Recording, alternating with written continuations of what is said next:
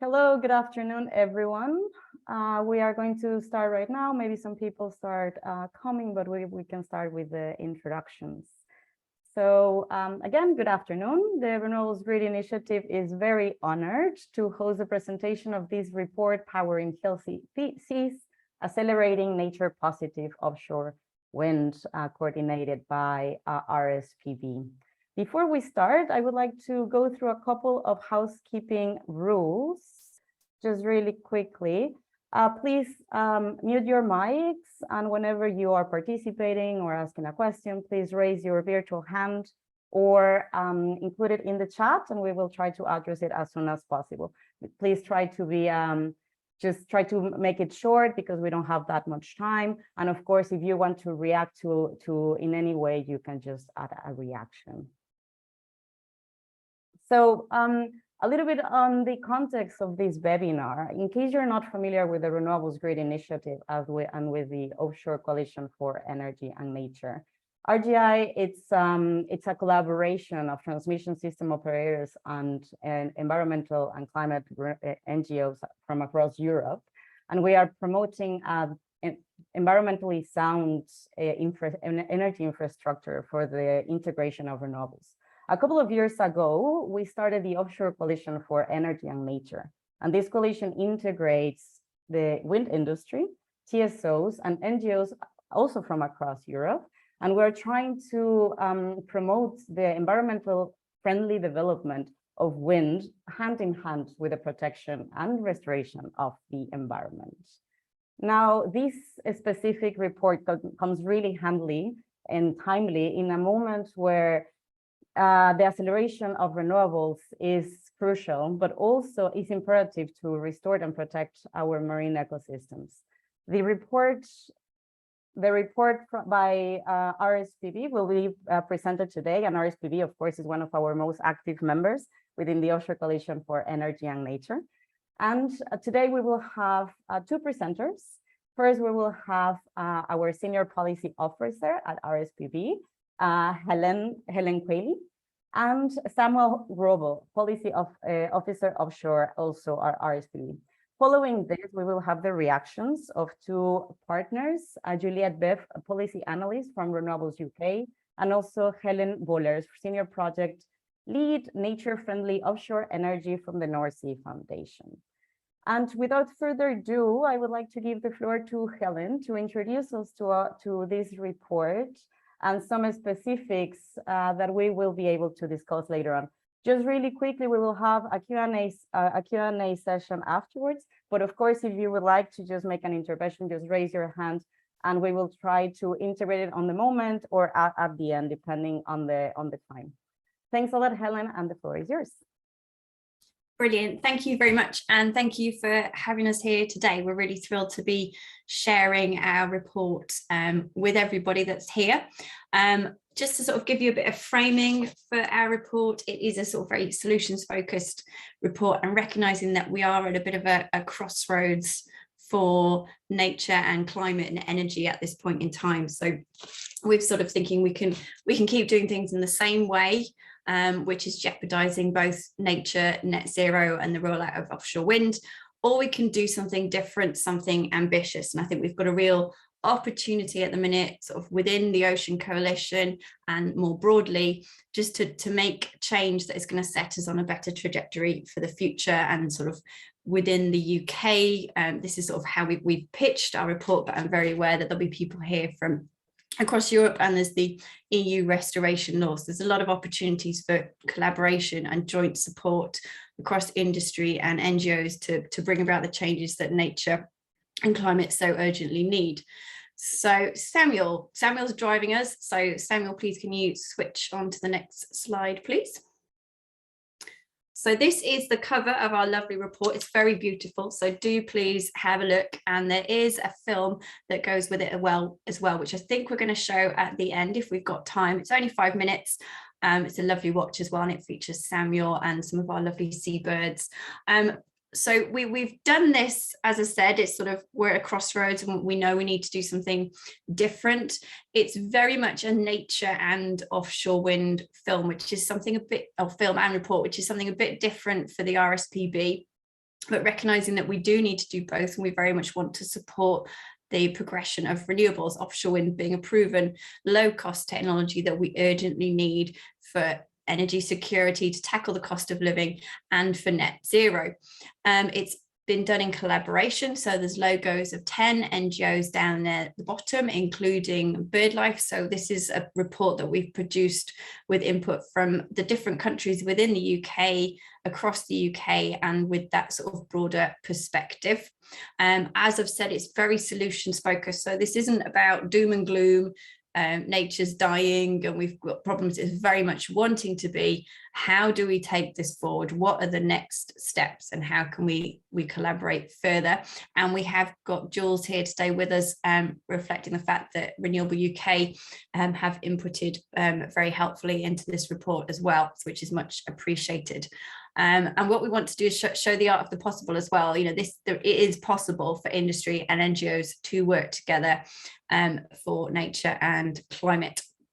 I think that's all I wanted to say there. So next slide, please, Samuel. So I don't think people here, I mean, I'm hoping everyone's sort of turning up supportive of renewable energy. As I've said, it's proven, it's low cost. We urgently need it at scale and pace for net zero, for energy security. We know we've got a climate emergency. What we want more attention on is the fact that it's a nature and climate emergency.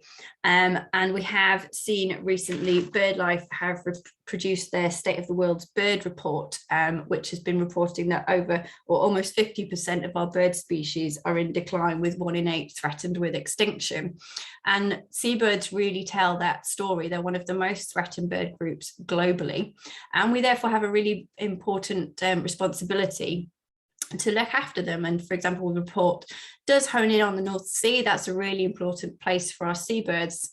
And we've accidentally emphasized that by putting seabirds as struggling twice, but they are struggling. They have been declining both in population and productivity over decades. So we've got these reducing populations. The fact that breeding success, the productivity is low, means that they're struggling to recover. So unless we intervene, they're just going to keep on this downward spiral.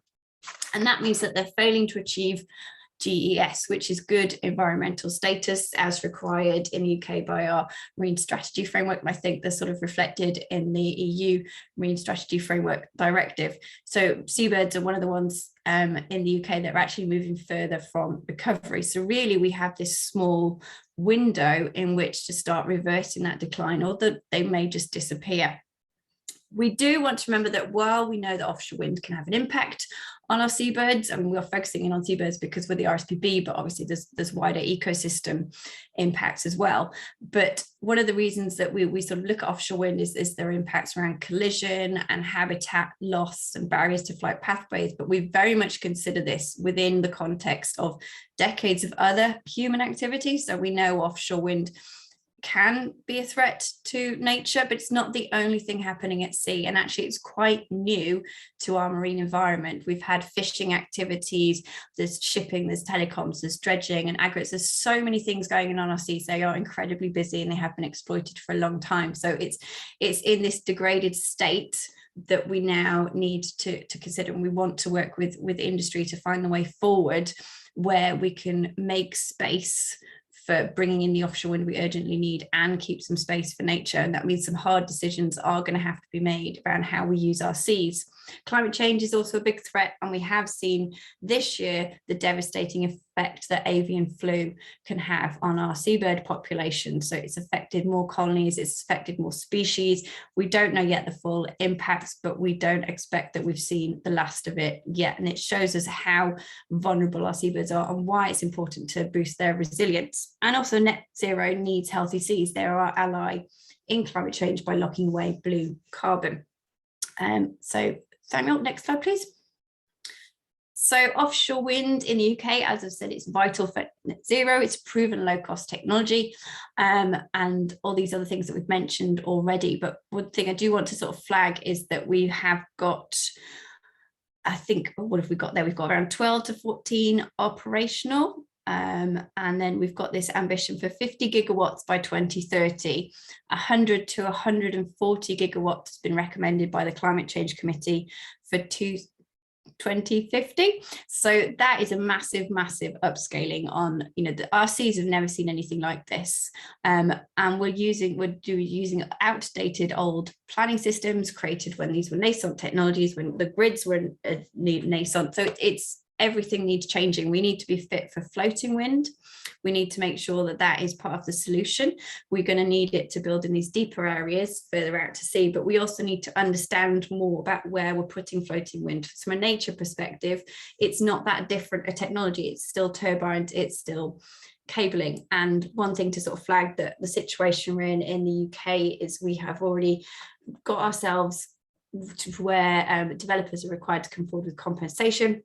And we're considering what strategic compensation might look like. So that's something quite different. So still looking at the habitat regulations, but what could we deliver beyond a project level that might be more ecologically meaningful? Next slide, please, Daniel. So our report was very much focused around looking at the nature protection side, so how we avoid and reduce harm, and then sort of the nature positive side. So I'm going to cover the nature protection side, and then I will hand over to Samuel. So I think we've got 7 points here, and anyone who's working in the marine environment, working in offshore wind, will have probably already heard people mention the evidence base. It's something that is lacking at sea, and there's a lot of work underway to sort of identify what the gaps are and how we can address them. This is the only way to increase certainty and help tackle some of the problems that we currently have around where we site offshore wind and how we enable effective mitigation. So there's real opportunities to do more there. The RSPB is a lead partner on some new seabird tracking work that will look at seabirds around the breeding season, which will be quite innovative. It's all sort of pending new technology, but we really need to be doing more there. Country level marine plans for offshore renewables. So marine spatial planning is utterly vital here.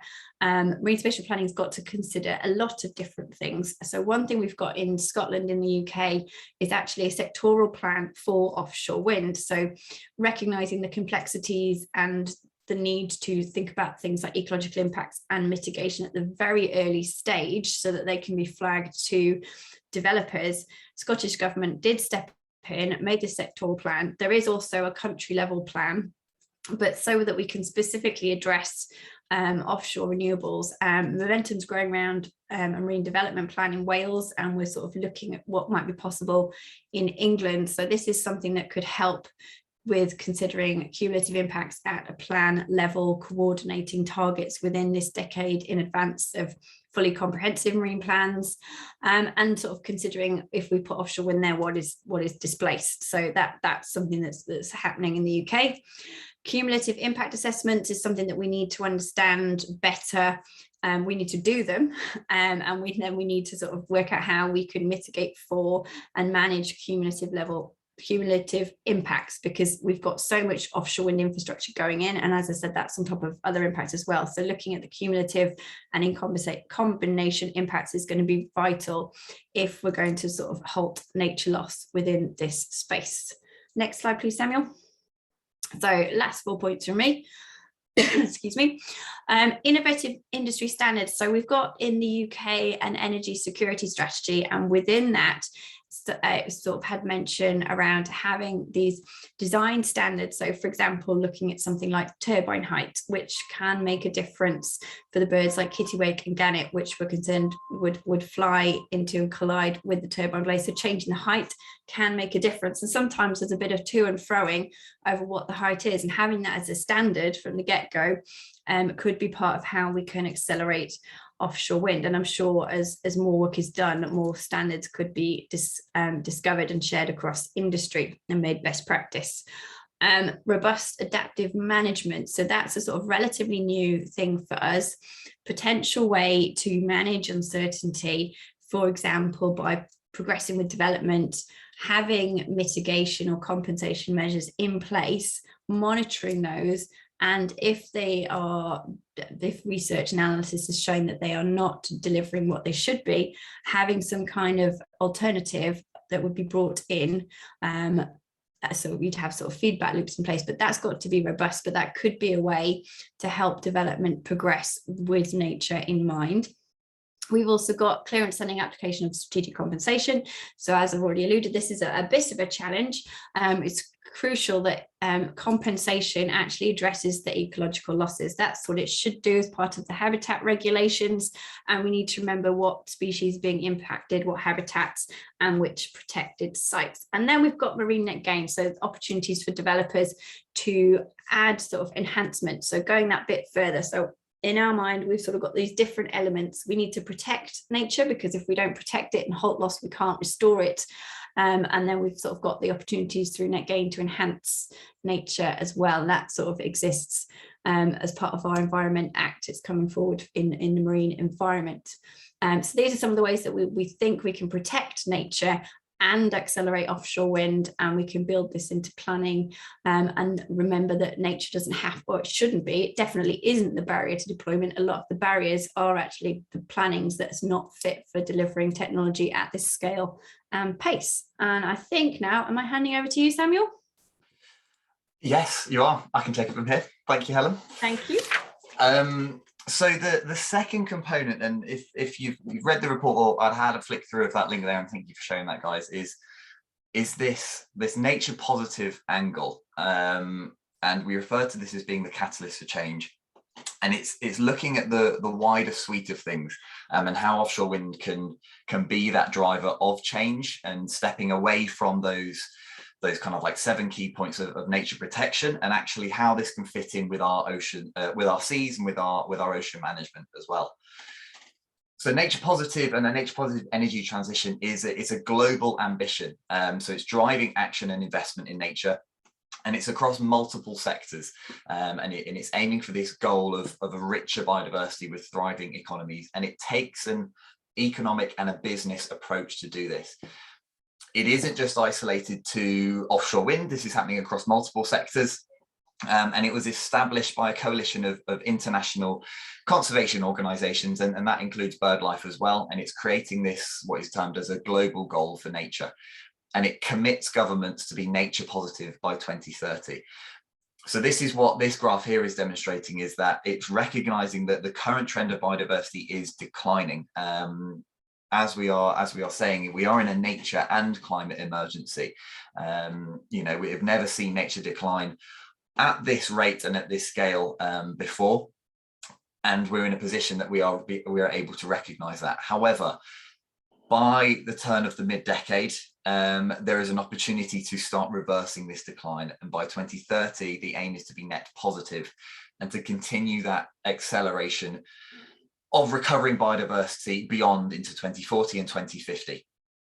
We must act on these challenges. So these challenges that Helen here has highlighted as well, and what is highlighted across the nature and climate emergency, the scale and pace of it all, and harnessing this ambition for nature positive as this catalyst for ocean recovery. And this is how we can have this really transformative energy transition. And this must be done in collaboration. This was something that we really tried to focus on in the report, which is why we were, you know, we had sign up from so many organisations, which is why we were really keen and happy to be working with RenewableUK on this as well.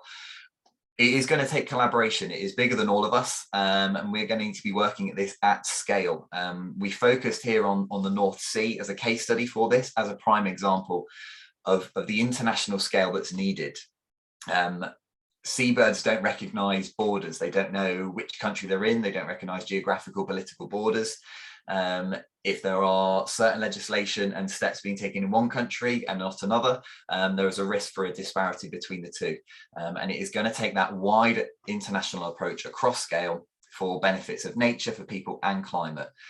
And I think what really shows in this graph here is, you know, we're in 2022, about to be 2023. The time to do this is now. We do have this window of opportunity. So in terms of offshore wind, what do we mean by nature positive? This is a definition that we have created. This is kind of internally, we've worked with partners as well in the collaboration of this report to develop this. And essentially what we define it as is industry and government-led action to restore resilient seas that go above and beyond halting that nature loss as part of this renewable energy transition. So that's the definition. If we really kind of unpack that, there are two key areas that I think that need to be highlighted. the fact that this is industry and government led. The scale of offshore wind in our busy seas means that it's already interacting, competing with space, with other sectors and human activities. But it is not within the gift of industry alone to be able to rectify this and to be able to restore resilient seas. It's going to take a dual approach. It needs government leadership in there, and it takes these steps from both sides. Decisions need to be made about which pressures and which activities cease, which continue, expand, restricted, and this is going to be necessary to undertake that energy transition, that just energy transition. And this will require government intervention to reduce and remove these key pressures. And the second thing here is this going above and beyond, and that was why we were keen to incorporate this into a definition. It is not about just halting biodiversity loss. If we remember that graph and that decline, if we halt loss, we are at a position of net loss overall.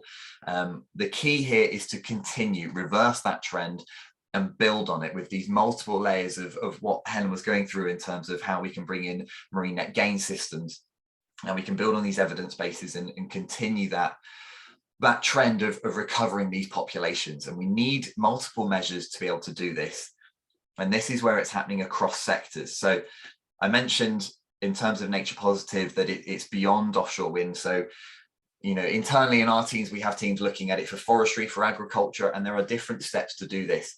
The unique aspect with offshore wind is that a single wind turbine is unlikely to be classified as nature positive. It's not simply a badge that can be stuck on. Nature positive is a process, and in particularly with the marine environment, because of the complexities, because of the 3D, 4D nature of it, you have this incredible opportunity to bring in multiple different sectors and really drive this ocean recovery. This is where we bring in a catalyst for change. So scale, I think, is something obviously that we talk about a lot. And for those kind of working in this space and understanding of offshore wind development, can understand just what we're talking about. The turbines themselves are getting bigger, touching 300, 350 meters from top to bottom. These are enormous pieces of infrastructure in our busy seas, hence why we can't deal with it in isolation. And we need this multiple sectoral approach facilitated by that government leadership to kind of champion these wider suite of measures to enable this catalyst for change. So Nature Positive in terms of offshore wind and seabirds. Seabirds, essentially, they need what I like to call these three pillars. Seabirds are resilient. They're crafty. They can recover. They are tenacious. I mean, just from the nature of the fact that they live in some of the most harshest environments that we know. I certainly wouldn't want to be sat on one of the really exposed cliffs on the East Coast next to the North Sea. But there are three core things that they need. They need food, they need safe foraging areas, and they need safe nesting areas. And these three things are the areas that they are struggling on. A nature positive approach with this catalyst for change is aimed at improving each of these three pillars, each of these three categories. That comes down to, first and foremost, this strategic and holistic spatial planning. We need to provide clarity for marine users across the breadth of our seas. In the UK particularly, we need that spatial planning across the devolved government level, as Helen has gone into. Facilitating development alongside achieving good environmental status, alongside other marine users and activities that are happening there. And it's going to take that approach to spatially plan a lot of this out. And it needs to be looked at with that in mind, and not just kind of greenlighting one sector and the others falling into place. It takes a holistic view of this. Then we need to look at more food. So this is just a classic puffin image with fish in its mouth. Those fish are sand eels, and these are a part of what we call forage fish. And they are a key species for many of our seabirds, particularly the North Sea is one of the key areas for sand eels in particular. So one of the things that we're calling for, particularly here in the UK, and we have an opportunity in the UK because of our political nature, to be able to close our waters to industrial sand eel fisheries. We've made steps with this on a country level with UK industrial sand eel fisheries being closed in our waters.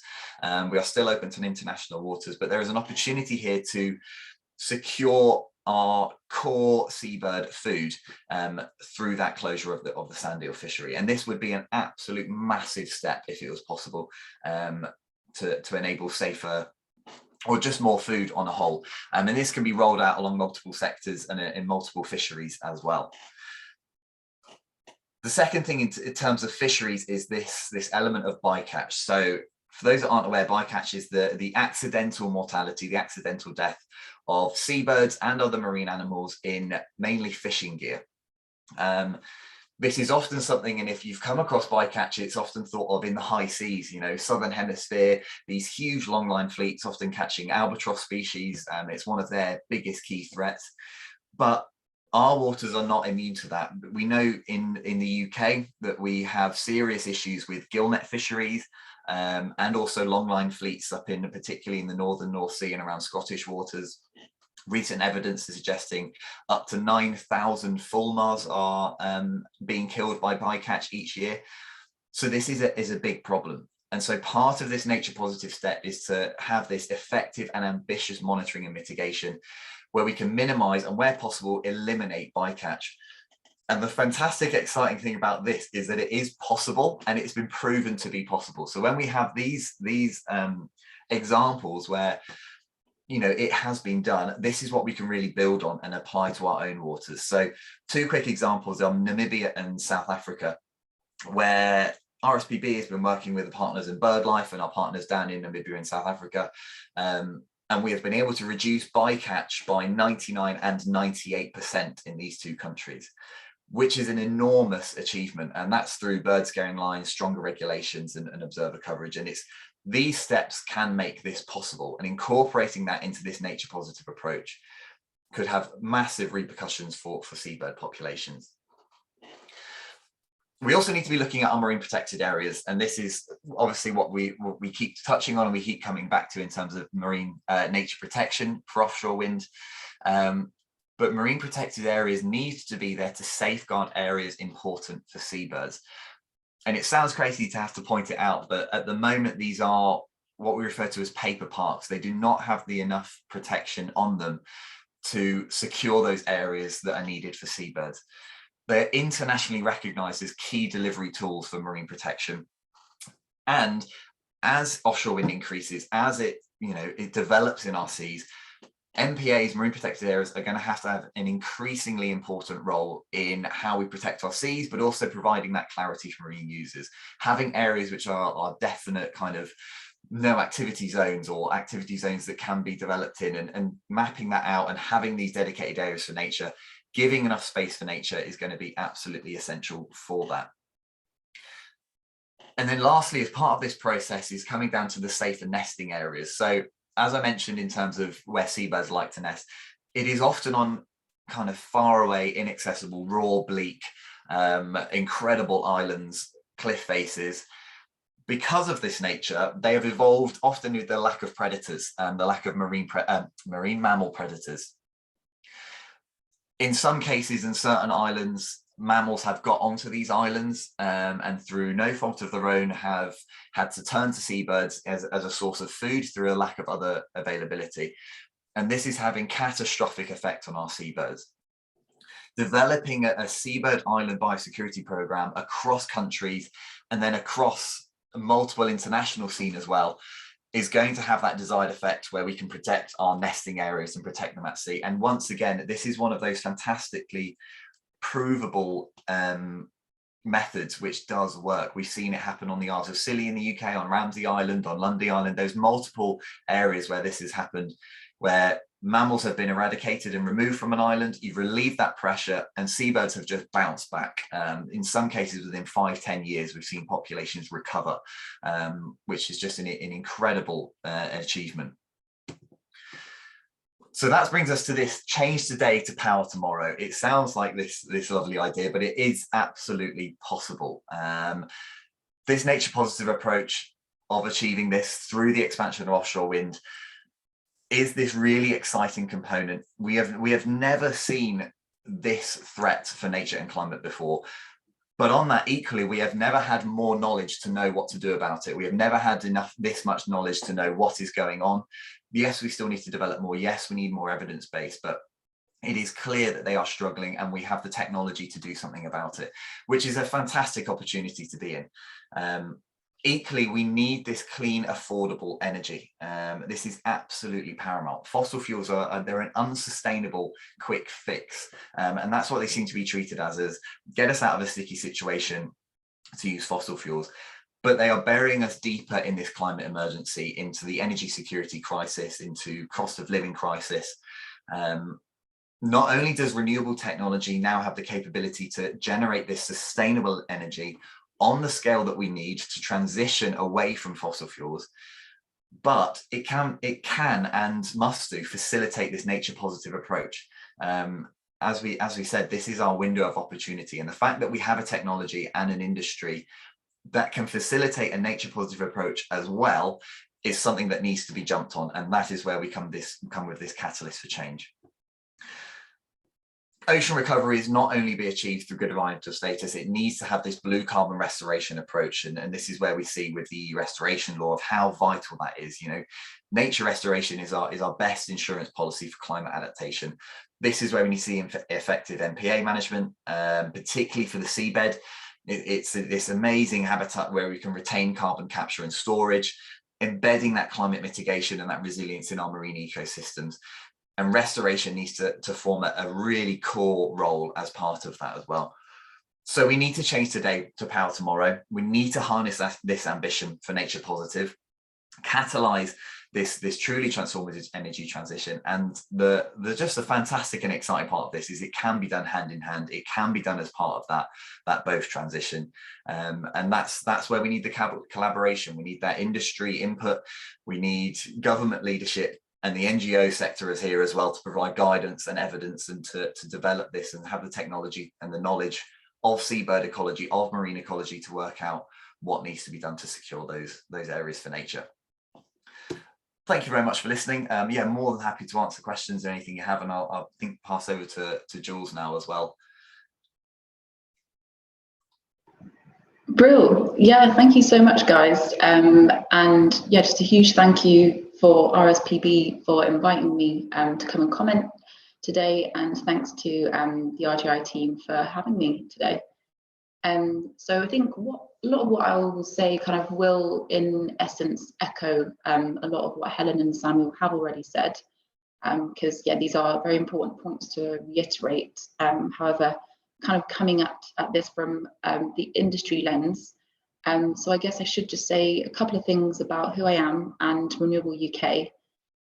So RenewableUK essentially is a trade association that works closely with government to kind of try our best to inform policy that enables renewable deployment and a transition away from oil and gas.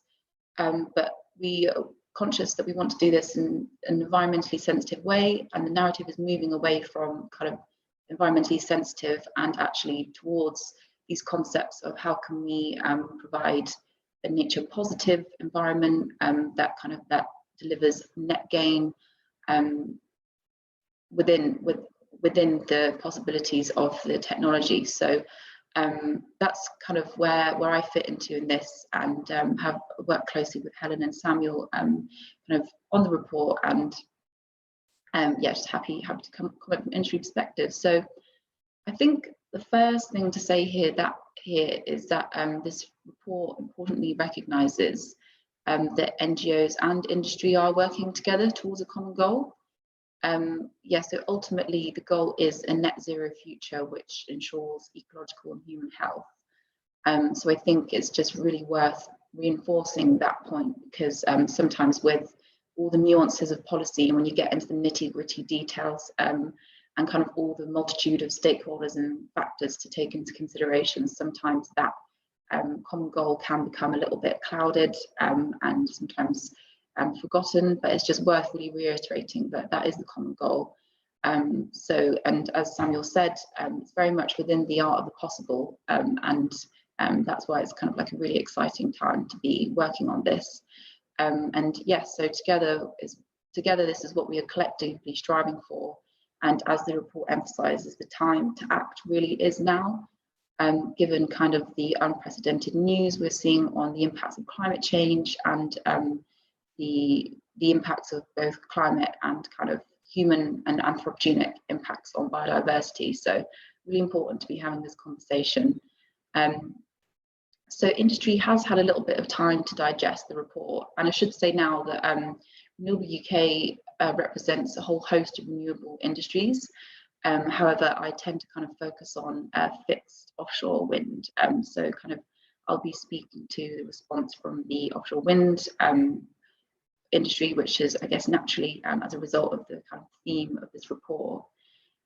So yeah, there's been a real buzz about the report around kind of the collaboration, and there's been a buzz at meetings and conferences that I've attended over the last few weeks. So yeah, overall the report has been really well received by industry, and we welcome that the report is indeed solutions orientated, which we see as kind of like a really important step change towards achieving this common goal that I mentioned. And it's a real example of a desire from industry and NGOs, and hopefully government as well, to work cooperatively, which is great. However, I should say that for this to work in practice, industry does require recognition from NGOs and other stakeholders that climate change is a significant long-term risk to bird populations, and that a rollout of offshore wind deployment will mitigate some of the impacts of climate change on bird species. But yeah, I really think that this is something that is acknowledged and addressed in the report. So this is something that industry really does welcome.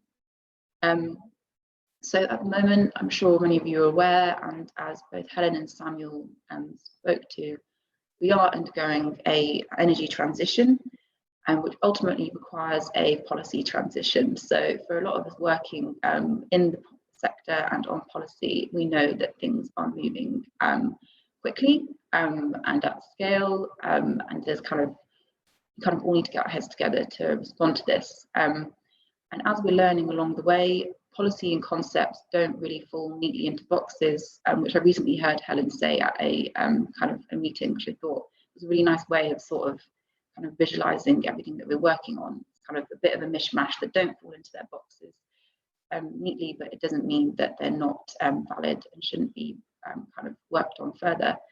And there is an acknowledgement from industry and NGOs alike that in the context of a climate emergency, we really must learn by doing and shouldn't stall progress towards our common goal due to some potential knowledge gaps. And as Samuel said, we should kind of really embrace the information that's out there and be realistic about the fact that there are going to be some knowledge gaps which can be expected when dealing with such a complex and transboundary issue, such as biodiversity and climate crises.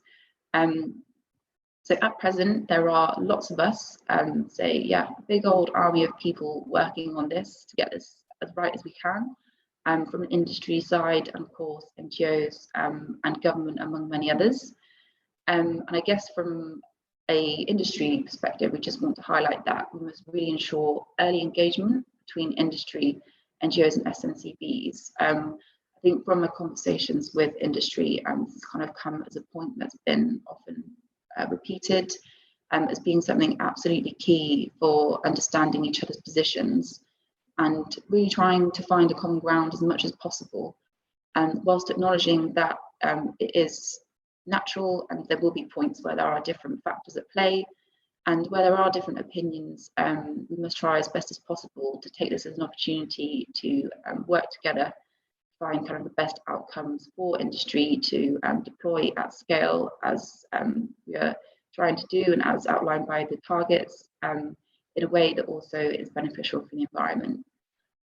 So yeah, as I said, I would just really like to emphasize this point on early engagement, as I think this is really crucial. And as I'm aware, there's kind of a UK and a European audience at the webinar today. So I think this will be absolutely key in the UK and overseas going forwards. So given that I am here on behalf of the wind industry, I think I should give credit where credit is due. There are some really great groups out there which were mentioned in the report. So I just wanted to take a moment to shed light on these groups and some of the work that they're doing. such as the Pathways to Growth group, which is a work stream within the Offshore Wind Industry Council. And this group focuses on tackling non-market barriers to deployment.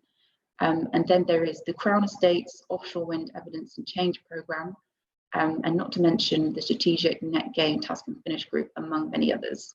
So really the great thing about these groups is they've been formed to kind of bridge the gap between industry, government, and NGOs, and trying as best as possible to take a proactive and collaborative approach to developing policy at a pretty unprecedented rate, whilst also acknowledging that we don't have all the answers yet, and we shouldn't allow these gaps to cause paralysis.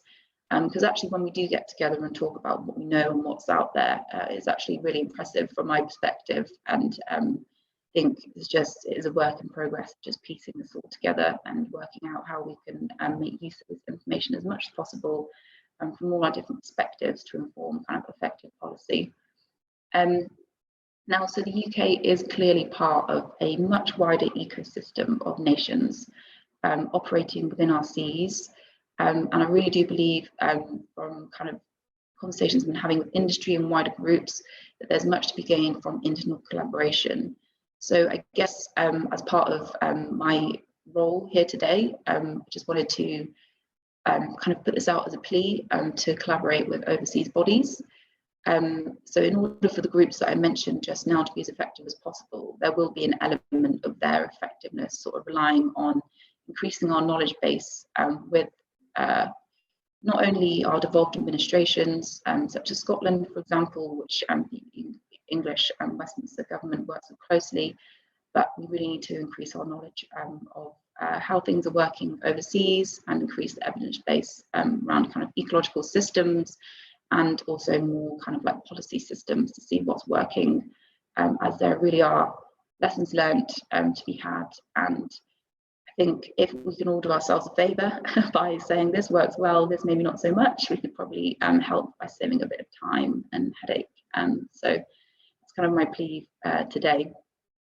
And yeah, so in the report, great to see references to a variety of marine policy developments, which Samuel kind of spoke to really nicely there, which will contribute in their own ways to achieving nature positive approach to our seas.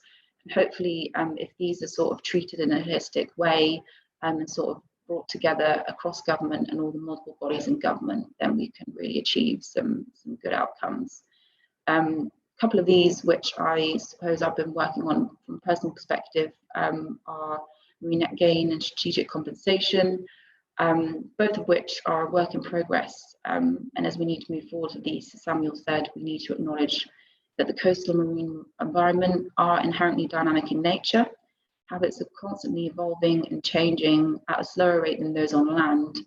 So naturally, developing an approach to marine policy will be different to some of the terrestrial policy that we've lent on previously.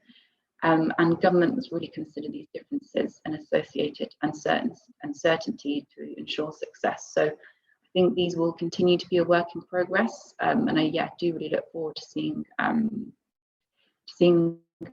how these develop. But once these are established, we kind of a robust system such as that of marine net gain will be a great opportunity actually for developers to implement and fund biodiversity enhancements. And I think when you look at the scale of the pipeline and the amount of offshore wind projects expected, then if these kind of concepts are equitable, strategic, and delivered in a good manner, then there is a real potential here for ocean recovery through kind of smart ways of delivering these projects. So yeah, I guess I'm looking forward to sort of watching this space, and yeah, always kind of quite inspired actually by all the brains that are working on these things, and yeah, some of the science behind it is amazing, and the coordination between all these projects is really impressive, seeing how we can hopefully strive towards net gain and these concepts coming into fruition. So I think going forwards, we're in agreement that this needs to be collaborative, and the planning system cannot kind of put nature and offshore wind as kind of head to head against each other. It's really critical that we sort of jump at the opportunities presented from collaboration and also policies that we're seeing coming out of government, such as the British Energy Security Strategy, which kind of offers us a unique opportunity to streamline and accelerate renewables deployment. But I think we just really need to take a bit of time to think about what we want this to look like, what industry needs in order to deploy at pace, whilst also ensuring meaningful outcomes of climate and biodiversity. So a big ask, but really quite amazing, and something that is, in my opinion, and many others, within the art of the possible. So yeah, that's all from me really. That's kind of the response from industry and where industry thinking is. RenewableUK, just in general, kind of working furiously on government engagement and consultation responses on a lot of these topics. So we look forward to seeing government responses and seeing where all of this goes, and hopefully some really good outcomes for development of marine policy. Thank you so much, Juliette, for the reaction to this report. So that was on the industry side. And now we could hear maybe another reaction from the NGO side, from the North Sea Foundation. Helen, would you like to provide your comments to the report? Yes, definitely. First of all, thank you so much. It was a very, very interesting report, and especially because it focuses more on birds. It's good to read and to hear the analysis done from a UK perspective, and also that you focused on the positive side and what we can do, also what we can do together. And yeah, I definitely think that your analysis is also going to help us with our lobby efforts into changing things for the better, for example, here in the Netherlands. So for those who don't know the North Sea Foundation, it's a Dutch-based NGO that has as a mission a clean and healthy North Sea that is used sustainably. We're mainly focusing on the Netherlands, but we're also working more and more international and mainly regional on the North Sea, because as you'll know, the ecosystem doesn't stop at the border. As an NGO, we mainly focus on the underwater world. We're very well acquainted with the RSPB, and yeah, at the end of the day, birds and fish, they belong together. And I think what you're proposing is something that we really need to work more on, where we can also really focus on standardization. Of course, it's great that in that sense you've left the EU, and that therefore you can actually close off parts of your sea for certain types of fishing. For us, that's a little bit more difficult. So there, we have a bit of a different situation. But it also shows that we really have to work more together. I think standardization in terms of policy, that is something maybe that I would like to stress a little bit more here, because we cannot do it if the regulation isn't there. And we're all facing the same challenges. That's also become clear from your analysis. So I think in terms of mitigation, we really need to standardize. That's also going to help the industry, because the industry also works in different countries. They work international. So for them, this would also be easier. It would also be cheaper. Also from a technical perspective, you can do a lot more in terms of innovation. I also think focusing more on best available techniques is something that we can maybe add to the list or look into a little bit more. In the Netherlands, we are focusing on that. The government is working on best available techniques with a plus on nature, specifically for the energy sector. That includes the renewable sector, but also the fossil fuel sector. So that should also help us lower the pressure on the ecosystem, hopefully, and also drive further innovation. I really do like the best practices that you've used. We don't really have that many best practices for birds. So I think that is something that we can definitely implement more into our own strategy. So thank you for that. I do want to add to that we are very much focusing on nature enhancement for the underwater world. For those of you who don't know the Rich North Sea program, please have a look at it, because we are really focusing on how to enhance nature, reintroduce oysters in wind farms, because we don't think that you only have to look at mitigation. You should definitely also look at how you can actively enhance that nature, and of course that's also going to be a plus for the birds.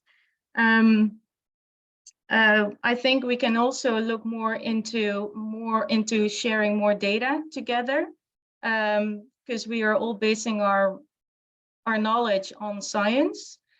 So let's see if we can do more on that, specifically also for the North Sea, more open, private and public data sharing. That's also a pledge to the industry to also make an effort here to share your data so that other countries can make use of that as well. And last but not least, I would like to add finances and investors of wind farms. They also have a responsibility. They can also put a plus on nature. They can also raise the bar. So we should definitely not forget them, and also maybe put pressure on them to take their responsibility into this problem, because if we don't take care of nature, we will also not have the rollout of wind energy that we're all striving for. So yeah, once again, Helen and Samuel, thank you so much. For us, it's been very useful, and let's collaborate even more. Thank you so much, Helen, for this. And Helen, Samuel, thank you so much for the report. This has been shared via the chat for those of you who arrived a little bit later. And as well, let me remind you that the webinar is being recorded and will be shared online as well. And Juliette, Helen, so much for your reactions on this. This is super important to have a different perspective from those or than ones outside of the people that were collaborating in this report. So now we would like to open the floor for questions from the public, from other ocean members.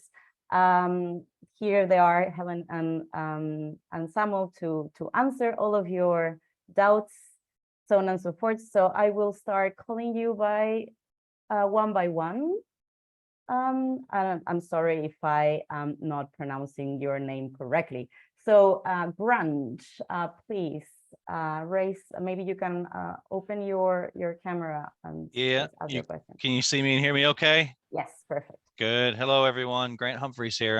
I'm here on behalf of Black Box Data Science, representing some facet of industry, I suppose. But I've got a couple questions, but I'll just ask the one that I think was most pertinent to my concerns. And I didn't really, now granted, I haven't gone through the report in great detail. So my question is about human resource, effectively. We're a small group of people trying to do an insane amount of work across industry, and people, the RSPB will know this, that we're all stretched, we're all over it, we're all burned out, we're tired, we're not getting paid enough, et cetera, et cetera. And how do we, or do you guys have any thoughts or avenues to address that issue to make sure that we can do these things by 2030 or by 2050? Yeah, no, that's a really valid point. I think one thing we're already noticing is there's a limited number of consultants who can carry out the monitoring, the impact assessments, and we've also got a limited number of people working in government on the planning side of things who would be providing the support to industry through the planning process and applications and making sure that we've done everything right. I think sort of NGOs and different bodies are looking at this. So obviously there's a role for governments to play in terms of making sure their statutory bodies are equipped to provide that support. We can look at streamlining where possible, but I think there is a role to play. And this is something that I was discussing with various people this morning in terms of how can we equip people with the skills and get people that would sort of be, you know, the next sort of generation of people working in this field, show them what's going to be available in the future, because we do need more people who can come with the skills to do the monitoring, and I suppose it's all the supply chains as well. There's going to be a lot of infrastructure to be built, port development, grid connections. So there's all the different components that we're going to need. And I think within part of that as well, there's how do we help people transition from the fossil fuel industry, from other industries that perhaps we need to cease or have less of, and retrain. So I think I don't have a magical answer, but it's definitely something that we're very aware of. And yeah, I think the NGOs are becoming more stretched, industry is becoming more stretched, and it increases the need that we work together so that we're not at loggerheads with each other. We're using all our energy in a good, constructive way. If anyone else has got a miracle solution, that would be lovely. If only, right?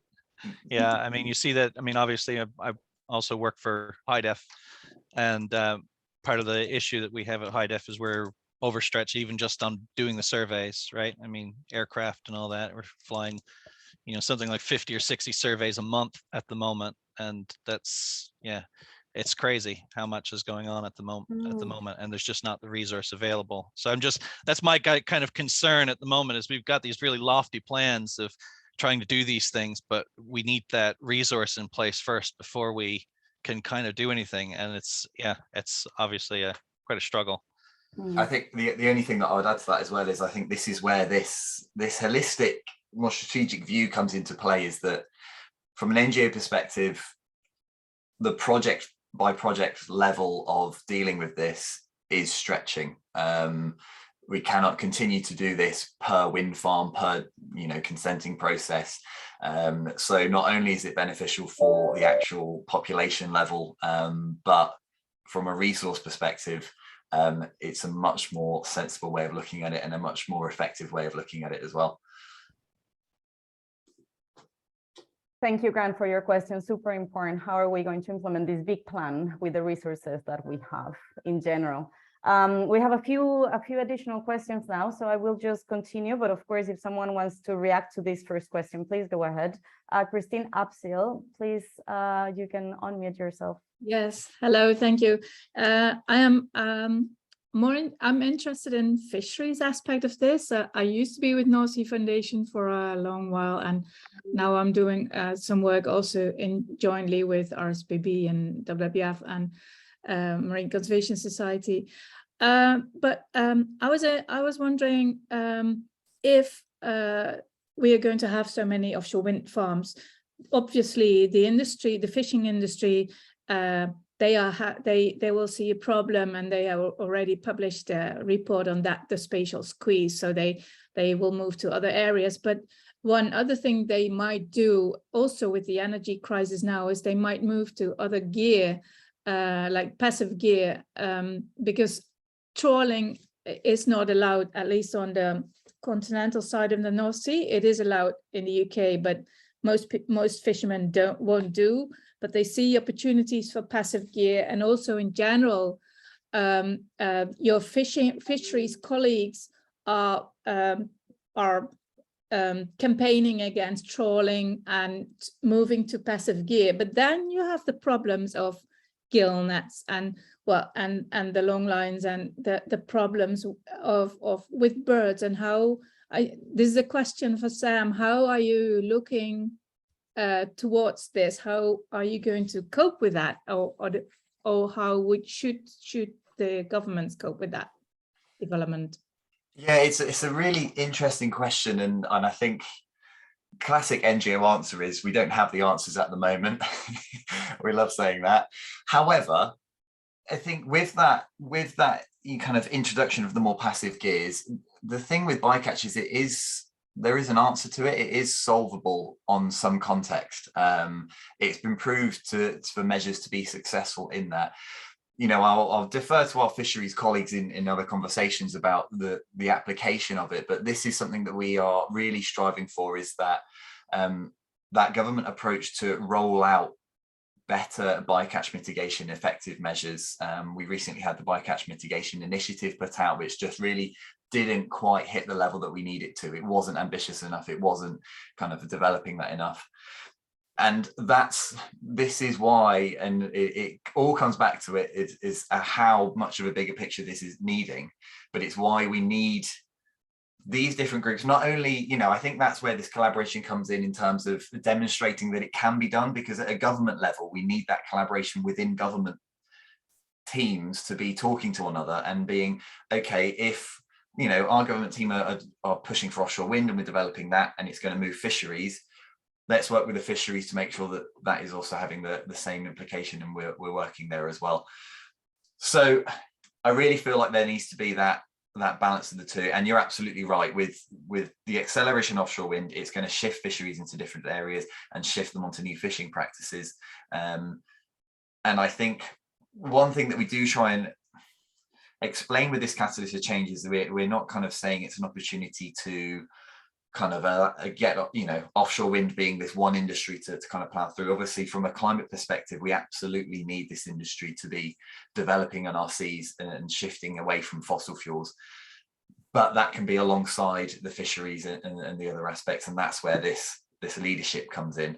I'm going to stop there because I feel like it will get to the point where it doesn't start to answer your question anymore. But I'll just chip in. I mean, we could spend hours and hours talking about the interaction between offshore wind and fisheries. So Samuel's covered lots of what I would say, but I think sort of just to emphasize as well that bottom trawling is a damaging practice that's not compatible with the restoration of our seas.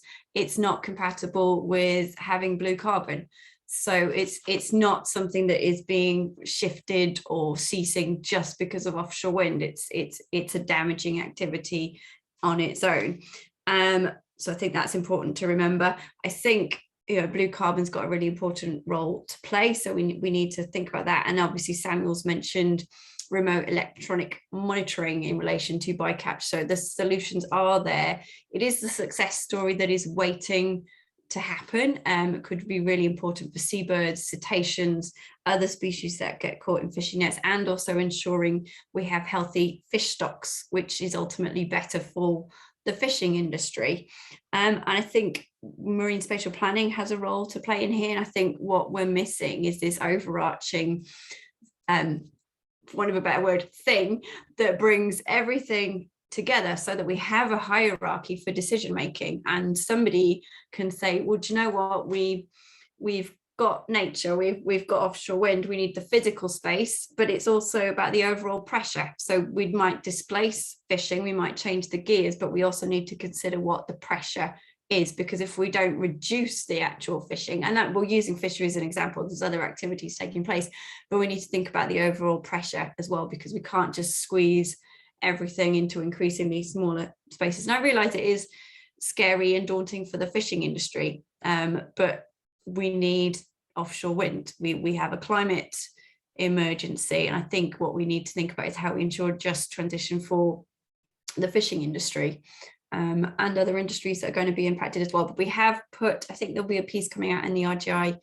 newsletter that includes a link to the remote electronic monitoring report, but anyone who wants to be linked up with that, do get in touch with us, but that's in relation to bycatch.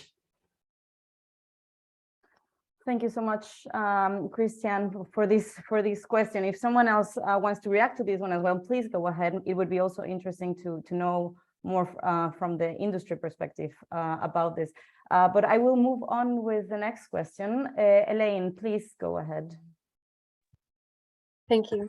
Eline van Onselen, I'm from the North Sea Foundation and the Rich North Sea Program. Thank you, Helen and Samuel, for your presentation. It was very informative, very nice. My question is about recovery, and also the term recovery. Should we be thinking when talking about net gain and well, positive enhancements, should we are we talking about going back to a reference point when talking about recovery, or are we talking about something else? So are we talking about the opportunities the sea offers right now for habitats, and how do we measure that? Because I also see the sea has already changed. It's going to change even further, right, with human activities, but also with climate change, for example. What biodiversity indicators are we going to use? Because maybe species aren't that reliable anymore when the whole system is changing? How do you see that? Okay, no, that's a good and challenging question. So I'll try to unpack that one, but it's a really important point. One thing I'll start off with is that seabirds themselves being at the top of the food chain, and the same would apply to other species, they are indicators of the health of our seas. So that's one of the reasons that they are a good indicator of how the rest of the food web and the rest of the habitat is doing. So the fish species, the seabird habitats. So they are a very useful indicator, and they can be seen above the water. So that makes them helpful for counting at their breeding colonies. So there's that. We do have, for example, in the UK, we have a seabird census that should be taking place. But when you've been talking about baselines, it's interesting because there's conversations going around in relation to bird flu. So when the seabird census started being collected, the most recent one several years ago, the baseline has shifted again because of avian flu. So where now is the baseline that we should be measuring recovery from, and actually the baseline that we should be using to determine impacts on, because we're also thinking about, well, for example, using offshore wind, if X many species are going to be affected by a particular wind farm, what's the effect of that on the population? And if that's misjudged because the population is now lower, and it all starts to get a bit out of whack. So I think this, what's the baseline is really important, and to some extent we are just going to be using the best available evidence that we have got. And I think it's about making sure that we share that as much as possible and have increased standardization so that we can pool data sets better and be a bit more strategic. There's a project called Poseidon, which is being led by Natural England in the UK, that's looking at offshore wind farm projects in the pipeline. And I think I'm correct in saying that they're sort of looking, it's funded by the Offshore Wind Evidence and Change Programme, and it's looking at what data gaps need filling to better address the impact. So I think there's opportunities to do more through the data that developers are already having to get part of the consenting, part of the application process. Let's actually have better standards around more species information, so that we're building up this better evidence base as we go, as well as having these bigger research programs, being a bit more proactive. And I think just to link back to the nature positive picture that Samuel showed, I know that's very simplistic, but it does have a sort of gauge of where the baseline might be. I mean, at this point in time, we just want to be on the upward. At the minute, I think everyone thinks going down, so let's make it go up would be a good place to start. Samuel, please chip in if you've got anything to add there. But I think, the amount of conversations we have around evidence, it's a big issue, and I think there's more collaboration and innovation that we could be doing to get more strategic and better data. I don't really have much to add on that, because I think we've pretty much covered the main issues, in that it's hard to answer that. And this baseline shifting issue is a common one. It's across multiple species and multiple areas, in terms of, in the UK we tend to take figures from the 1980s and we look at a 49% decline, but if we look at 80 years previous, 100 years, that starts to shift. But I think, as Helen said, at the moment it's reversing that trend. Quantifying is hard. It's something which occasionally it's looked into in terms of net gain on land. There is potential options to actually put a value to nature, but in the marine environment, it just seems to become overcomplicated and harder to be able to do that. And how do you put a value on nature? You can't say we've lost 10 kittiwakes, so let's replace that with 5 gannets. That cannot be done. So it's how we do that is interesting. So yeah. If I may shortly react on that, because I've had some discussions with some offshore operators which have this net positive biodiversity impact goals, And I think here there's a great risk for this initiative, which I really support, and I think it's great, and it's a great report, and this is the way we should go. But if operators and specific wind farms aim for a net positive impact of, let's say, 5 or 10% of the current situation within a wind farm, I think that's really a high risk for the initiatives we take, because if you have a 30% decline over the last 100 years and you have a 10% increase in the next 20 years, what you are actually doing is fixating your ecosystem in your deteriorated state. So I think and my question was about, are you now developing a vision on marine spatial planning, which you are advocating for, on how you would like to do it, including a restoration hierarchy? What should we do at which space, at which location, for which species? I think that would be maybe a next step for this initiative, and I would gladly contribute to that, because I think it's great. And I really compliment on the structure of the report. It's very clear. It's still quite short, and that's good. And in the last part of the report, you tip on funding, a recovery fund. Have you any thoughts of how to get towards such fund and how big it should be? Okay, right. Thank you very much, and thank you for your feedback on the report. And it's interesting you said vision, because that was sort of segueing me where my brain was already sort of going. So I think one of the things we're looking at here is there's an awful lot to be done, and it could seem quite daunting, but as Samuel emphasized, it's things that can be done. And I think one of the things that we keep doing is we sort of work to 2030 targets. So people are thinking, right, we need to do this now, what we're doing in this decade, and what we need to do is think about, well, we need net zero by 2050, and we've got recommendations for deployment by 2050. We want to be nature positive by 2050, and then work backwards from that vision and work out, what needs to be delivered. And I think that could be massively helped by, that kind of process would inform marine spatial planning that would help us to get there. I think in terms of sort of the pot of money, so we have got, so in Scotland, there's a initiative called the Scottish Marine Environmental Enhancement Fund. So that's quite new. That was a pot that developers are paying into that sits with government, could be Marine Scotland or Nature Scot. And that sort of can then go towards proactive ways to help nature. So I think that's a sort of model that already exists. Scotland are definitely more ambitious. So they're always doing the good things.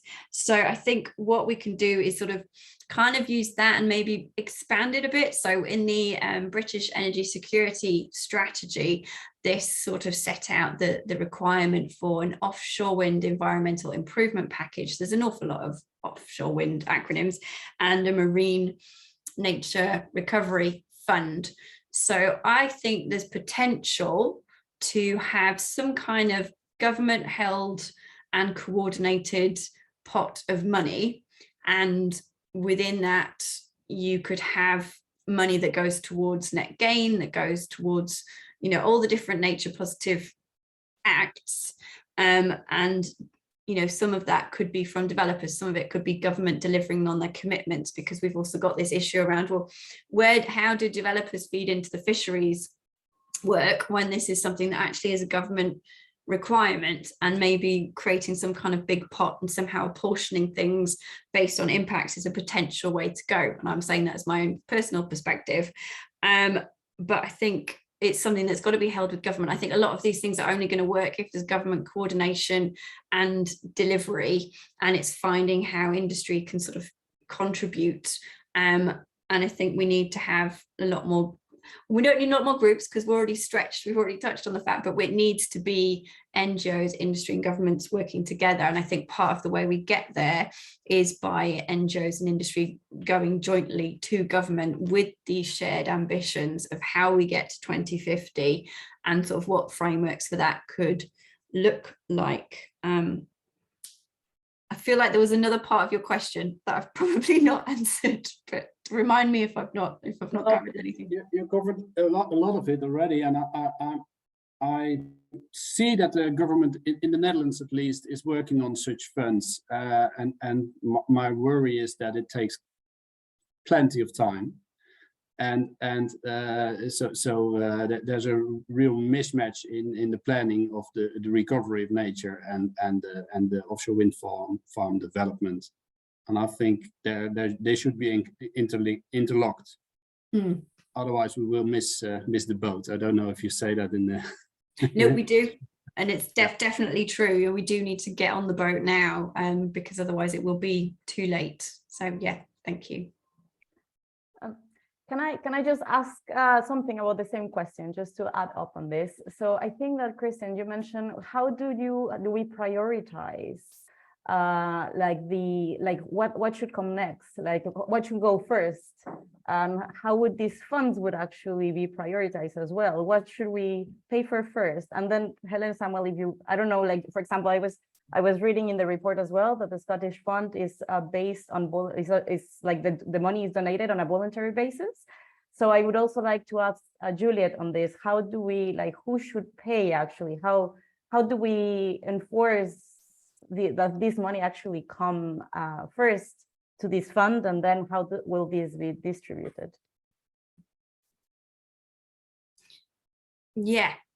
I mean, I think one of the key things to remember is we need all the pieces of the puzzle. So it's hard to sort of pick out which bit comes first, because we know that we need to be restoring and recovering nature, but if we don't protect nature and halt loss, then there won't be any nature to restore. So I think it's about making sure that we stop working in silos would be one of the first steps, I think, because that is the problem. We sort of look at nature over here, we look at fisheries separately, we look at offshore wind separately, and that's why we're in so much of a mess now, trying to now retrofit planning to something that's already gone too far without planning. So I think kind of bringing government departments together and, I suppose, I don't know, reworking everything so that we are integrated is going to be one of the crucial things to do, because otherwise everything will just keep going forwards in silos, and we're forever trying to, you know, do things within a system that's not fit for purpose. So I think that's one of the first things to do. And then I think sometimes we can get ourselves in knots trying to work out, well, what do we do? What's nature friendly? What's nature inclusive? And I think just always going back to what's actually being impacted, what are the root causes of decline, and making sure that, as well as sort of adding enhancement and making sure that we design things in the best possible way to attract more nature within, for example, a wind farm, we don't forget about the impacts and that sort of wider restoration at sea that needs to take place in the removal of pressure. So I don't think I've got a particularly well worked up answer, because it is just so complicated. In fact, we could probably do another webinar to thrash that one out together. Samuel, you've unmuted. Did you have something? Well, it was only just on, I think, kind of that there where we're talking about, like, we don't have the answers, is kind of testament to the fact that this is quite an uncomfortable, I think, process for us to be looking at, in terms of, I don't think it is a priority list. I don't think it's a first do this, second do that, third do this, which I think as people, as humans, as processes, that's quite hard to deal with. But when Helen kind of spoke about this government-led pot of money, where you have these teams in these dedicated areas, I think that is the way forward here, in terms of it is all happening. You've got these processes and funding going into these different areas that can kind of start to feed into this, because, you know, in an ideal world, we would have got the evidence 20 years ago, we would have known what's happening, and now we can deal with it. The tricky thing now is that we have to roll out offshore wind immediately, but we also have to know as much as we can about the marine environment. So it's not really a priority list. I don't think it kind of dauntingly needs to happen at the same time. But that's where we can have this working together approach with that, I think. That was all. Yeah, and I think just to bring that back under the seabird's eye view or the seabird lens, it's if we provide food but we don't ensure they've got access to that food, the food itself is pointless. They need to be able to fly from where they nest to where the food is, bring it back for chicks. So it's exactly as Samuel said, it's a sort of, we've got to do everything together, otherwise it won't work for nature and it won't work for climate. Thank you very much for that. We have time for 2 more questions, and we have Mario Garzón from Orsted. Actually, your hand was raised a few moments ago as well, and I don't know if it's still on or not. Otherwise, Grant, you have another question, so please, Grant, go for it, and we'll see if Mario comes back. Sure. Actually, I just quickly follow up on what you were just talking about. Kind of leads into what my question. And effectively, yeah, we're in these data silos right now. I mean, obviously, us at High Def, we're collecting aerial survey data, but that doesn't get paired up with anything that's being done in fisheries and the like. But we're in a real big we've got a real big problem because we've got petabytes of data and no way of processing it. We just don't have resource. Again, kind of comes back down to this resourcing issue that I was talking about. The cyber infrastructure exists, but we don't have access to it. We don't have the right people in place.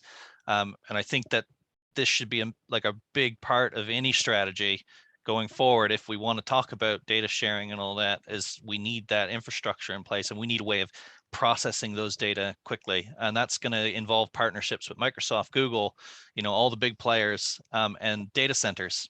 And that's another environmental impact all on its own. So the more you start looking at just the data requirements alone, it ends up getting a bit mental. But so tying into that, then the question I kind of had was around data sharing. Like, how are we going to push people to do that? I mean, obviously there are a few people from industry here, but one of our problems is that, like, we can't share the data that we collect for our clients. We would love to, but we can't. And our hands are tied because of, client requirements, confidentiality issues, and all this sort of stuff. So how do we change that? What's the roadmap for actually making this feasible? Now, that's a really important point. And I think, there's various sort of thoughts in my head. And one of the things that's been pitched, I suppose, is thinking about, rather than looking at things at a project level, looking at it, for example, across a leasing area or a plan and the multiple projects within that plan. Can we have a more collaborative monitoring, or developers paying into a pot and then it monitors across the plan? So that comes back to then, can we look at the cumulative impacts across that? Because that's how we need to be considering nature at this point, because it's a death by 1,000 cuts situation. And then we can standardize the data and the analysis and everything that takes place across that plan area, so everything is much more comparable. And also that then helps with the accelerating, because what goes into the planning system is standardized, and they're not sort of looking at things in different formats and different layouts and different types of data. And we need agreement around how we model impacts. Is another way, so that we're not getting stuck in a deadlock there. But I think there's something around how we standardized, how we're more strategic with how we get data. And I think building data sharing into consenting requirements is going to be really important as well. But yeah, you're right, it needs a lot more attention and some leadership from people who can deal with big data. I've never thought of talking to Google about offshore wind farms before. You'd be surprised, actually. A lot of them have a lot of interest in this sort of stuff, from a PR perspective. But yeah. Very good. So I think that we are running out of time. We have a couple of more things to share with you. Helen, Samuel, thank you so much for your presentations, for this really interesting report. Again, the report is online and available in the chat if you would like to have a look. Helen, Juliette, thank you so much for your reactions, or to the rest of the participants for being here and for your questions and engagement. And I will just want to share a couple of points with you. We would like to invite you to our conference, a little bit of promotion here, the conference, the Ocean Conference, with all of in collaboration with all of our ocean members. This is taking place on the 19th of October in Brussels. It's going to be an in-presence event, and we're covering actually many of the topics that we discussed today here. We are looking forward for your attendance. The registration link is also going to be shared online. And if you are interested in knowing more about ocean, RTI, or these kind of events, also a link will be shared online. And then lastly, RSPB has shared a link with us of a beautiful video that I will leave here for you. Also about this topic. Thank you very much. Livelihoods, a wealth of wildlife, and now a vital source of renewable energy. Our seas are home to globally important seabirds, such as puffins, kittiwakes, and gannets. The North Sea in particular is a hotspot for marine life, where many UK birds cross geographical and political boundaries in search of food and breeding sites. Seabirds like kittiwakes use our coastlines and shores to nest, but spend most of their life at sea, using ocean winds to traverse the waves in search of food. Our seas, although appearing a vast open expanse of water, are actually an already incredibly crowded place to be, especially for a kittiwake. Despite